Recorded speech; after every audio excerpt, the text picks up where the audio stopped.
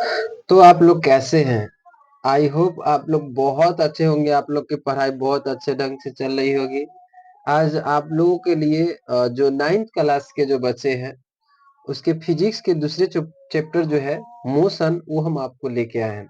एक बात याद रखना, ये चैप्टर बहुत ही आपके लिए यूजफुल होगा, क्योंकि ये चैप्टर हम लोगों को 11th में भी इसके बारे में कुछ कुछ टॉपिक के जिक्र है, और जैसे हम आपको पढ़ा रहे हैं 11th में बहुत सारे टॉपिक आपको देखने को मिलेगा। जब आप 10th के बाद साइंस से पढ़िएगा तो फिजिक्स में आपको फिर ये देखने को मिलेगा। तो इसलिए आप 9th वाले बच्चे बुआ जो जो आपको हर सब्जेक्ट में पढ़ाया जाता है, आपको आगे इन फ्यूचर में देखने को मिलेगा। तो आप लोग अच्छे ढंग से पढ़िए, इसको नोट्स बना के रखिए, ताकि इन फ्यूचर में आपको परेशानी ना हो और आप मस्ती करते हुए अपनी पढ़ाई को जारी रखिए। चलिए अब देखते हैं हम लोग क्या है, गति चैप्टर के बारे में पढ़ना है हम लोगों को, जिसको इंग्लिश में हम मोशन बोलते हैं। एक बात याद रखना, हर हिंदी वर्ड का थोड़ा मोड़ा इंग्लिश वर्ड भी आप पकड़ के रखिएगा, मतलब याद करके रखिएगा, ताकि आपको इन फ्यूचर में परेशानी नहीं हो। अब देखिए हम लोग चलते हैं परिचय, इंट्रोडक्शन। क्या है इंट्रोडक्शन में, देखिए कुछ बातें आपको बताएगा जो आसपास के जो है लेके, जो क्या है एग्जाम्पल लेके आपको समझाने का, ये बुक के माध्यम से ऐसे इसको हम सजाए हुए हैं, बनाए हुए हैं। कह रहा है रोज आप अपने आस-पास देखते होंगे तो कुछ वस्तुओं एक जगह से दूसरी जगह जाती है। मतलब देखिए आप आस-पास कुछ ऐसे-ऐसे वस्तु देखते होंगे जो एक जगह से दूसरी जगह जाती हो। जैसे कार देखते होंगे, ट्रेन देखते होंगे, एरोप्लेन देखते होंगे, आपका साइकिल हो गया सो एक जगह से दूसरी जगह जाते रहता है। और कुछ वस्तुएँ आप ऐसे देखते हैं जो कहीं नहीं जाता है, ठीक है? जैसे हम कॉपी को यहाँ पे रख दिए तो ये खुद कहीं नहीं जाएगा, इसको हटाएँगे लेकिन फिर भी ये अपने समय के साथ अपनी जगह को चेंज नहीं करता है, ठीक है? तो जो अपने समय के साथ अपनी जगह को चेंज करे, ठीक है? उसमें बदलाव हो, तो एक बात याद रखना वो गति में समझा जाता है। इसके बारे में है डिटेल हम लोग नीचे पढ़ेंगे। देखना क्या है, कुछ वस्तुएँ एक ही जगह रहती है, इसलिए सबसे पहले मैं विराम एवं गति को उल्लेख कर देना उचित मानता हूँ। देखो, मतलब जो कुछ वस्तुएँ एक जगह रहती है, कोई वस्तुएँ एक जगह से दूसरी जगह जाती है, इसलिए हम लोग को विराम और गति ये दोनों को पढ़ लेना ज़रूरी है, ताकि हम लोगों को परेशानी ना हो। अब देखिए विराम, ठीक है? जिसको इंग्लिश में रेस्ट बोलते हैं, नहीं कहते कोई बॉडी रेस्ट में है, समझना।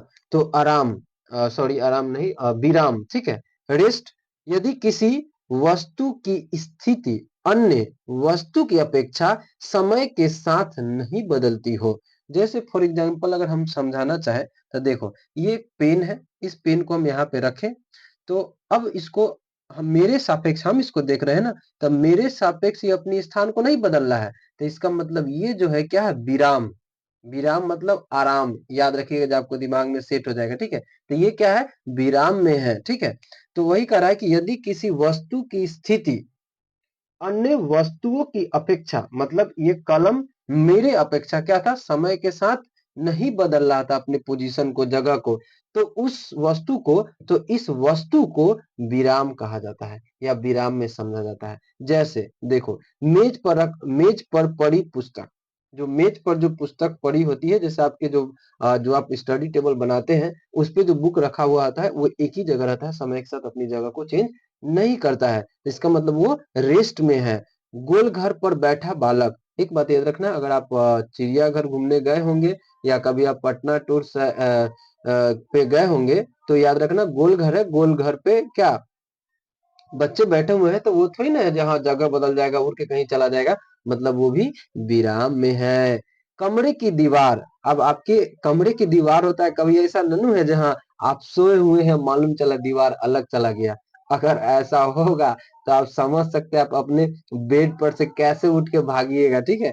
ऐसा ना हो।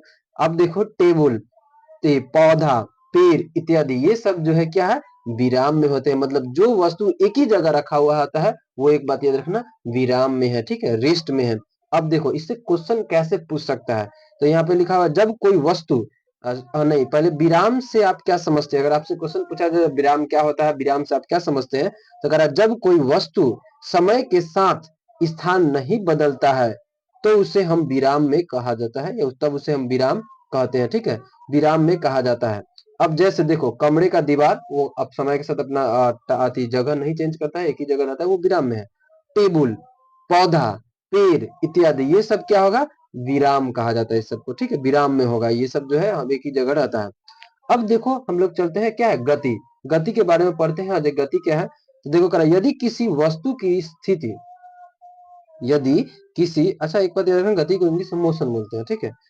यदि किसी वस्तु की स्थिति अन्य वस्तु की अपेक्षा समय के साथ बदलती हो तो उसे हम क्या, उस वस्तु को क्या कहेंगे, हम गति में कहेंगे। जैसे फॉर एग्जांपल ये हम पेन ले लेते हैं थोड़ा देर के लिए और इसको हम इसको घिसकाते हैं तो देखो ये मेरे सापेक्ष अपना समय के साथ स्थान चेंज कर रहा है। ये देखो ये अपना स्थान को चेंज कर रहा है, तो इसका मतलब ये पेन जो था क्या था, मोशन में था। किसके सापेक्ष, मेरे सापेक्ष। जैसे मान लो जे कोई ट्रेन एक चल रहा हो और ट्रेन से बाहर यात्री कोई ट्रेन को देखता है तो उस यात्री के सापेक्ष ट्रेन क्या होता है, मोशन में होता है। ट्रेन चलता हुआ दिखता है उस यात्री को, ठीक है। बताओ समझ में आया बुआ। तो उस वस्तु को क्या कहेंगे, मोशन में कहते हैं। जैसे सूर्य के चारों ओर पृथ्वी की गति, ठीक है, सूर्य के जो चारों ओर पृथ्वी जो गति करता है तो वो भी एक मोशन में है, वो हमेशा गति करते रहता है। अब देखो एक बात याद रखना, ये जो है मोशन, गति, ठीक है, विराम और गति ये दोनों ना एक दूसरे से संबंधित है, सापेक्ष है। नहीं कर सकते हैं वो भाई भाई भाई, ये दोनों एक दूसरे से जुड़े हुए हैं। जैसे कि एग्जांपल से समझिए, कह रहा है कि जब चलती हुई रेलगाड़ी के डिब्बे में से कोई यात्री बाहर देखता है, देखना जब रेलगाड़ी के डिब्बे में कोई यात्री बैठा हुआ रहता है और बाहर के दृश्य को देखता है तो लगता क्या उसको है, जो बाहर के सब चीज न गति में है। सब चीज आदमी पेड़ पौधा घर हर समय लगेगा कि जो वो पीछे भाग रहा है, ठीक है। लेकिन रियलिटी में ना वो घड़ी के साथ मोशन में रहता है और बाहर की चीजें उसको क्या दिखाई देता है, मोशन में। और उसी का उल्टा जब बाहर के आदमी जब घड़ी को देखता है तो याद रखना घड़ी मोशन में दिखाई देता है, चलता हुआ दिखाई देता है। तो देखो ये एक दूसरे से रिलेटेड है। तो वही कहा गया है कि विराम और गति दोनों दोनों पद कैसे है, तो सापेक्षिक है, ठीक है। मतलब क्या है, ये रिलेटिव है, ये एक दूसरे से संबंध रखते हैं। तो इस सब सारे टॉपिक को आप अच्छे तरह से दिमाग में कवर कर लीजिएगा, इसको आप याद कर लीजिएगा क्योंकि ये आप एग्जाम के लिए भी आपके लिए फायदेमंद है। अब देखते हैं हम लोग आगे क्या है से, फिर आगे हम लोग समझते हैं। आप लोग इसको अच्छी तरह से नोट्स बना के और कोशिश करिएगा हर कुछ समझने का। जो आपको समझ में नहीं है कमेंट बॉक्स में जरूर अपनी ओपिनियन को शेयर करें ताकि आप लोगों के लिए हम आगे और अच्छा बेहतर वीडियो बना के दे, आपको जितना बेहतर से बेहतर हो। अब देखो फिर क्वेश्चन लेके आए, क्या है, प्रश्न संख्या 2।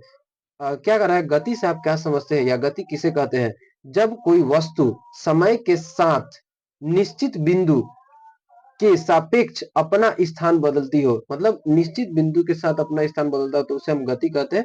नहीं जैसे कोई आदमी है बाहर ट्रेन के बाहर यात्रा करने के लिए तो देखना ट्रेन अपने समय के साथ स्थान को बदलता है और बाहर वाले यात्री के सापेक्ष वो क्या होता है, गति में होता है। जैसे करा कि दौड़ता हुआ बालक आते समय के साथ क्या अपने जगह को चेंज करता है, ठीक है। नाचती हुई लड़की इत्यादि। अब देखो क्या कर रहा है, गति के प्रकार समझिए। गति के प्रकार को समझने के लिए कुछ हम एग्जाम्पलों से समझते हैं। जो गति कई तरह से होते हैं, जैसे देखना वो साइकिल का जो चक्का होता है वो पूरे सर्कुलेशन करता है, या आप सिलाई मशीन दर्जी का जो सिलाई मशीन है उसको देखोगे तो वो चक्का पूरे नचता है, ठीक है। और उसी का सुई मशीन का सुई जो होता है ऊपर नीचे एक निश्चित अति पे डिस्टेंस पे वो करता है और कपड़ा आगे की ओर मूव करता है। मतलब देखो ये वो सर्कुलर पार्ट में मतलब एक गोल नच रहा है, एक ऐसा मतलब इससे कह सकते हैं क्या, जो गति ना कई प्रकार के हो सकते हैं। जैसे देखो जब दर्जी कपड़ा सिलाई कर करता रहता है तो मशीन मशीन का पहिया जो होगा गोल घूमता है, ठीक है। तो उसकी सुई ऊपर नीचे चलती है और कपड़ा आगे की ओर। इस प्रकार हम कह सकते हैं कि गति कई प्रकार के होते हैं, ठीक है। इसके उदाहरण से आप समझ सकते हैं जो चक्का गोल नचता है और सुई ऊपर नीचे करती है, ठीक है। तो इससे कह सकते हैं गति कई प्रकार के होते हैं, जैसे रैखिक गति, वित्तीय गति, दोलनी गति, ठीक है, आवर्त गति, ठीक है। तो ये चार मतलब चार प्रकार के हैं। अब देखो क्या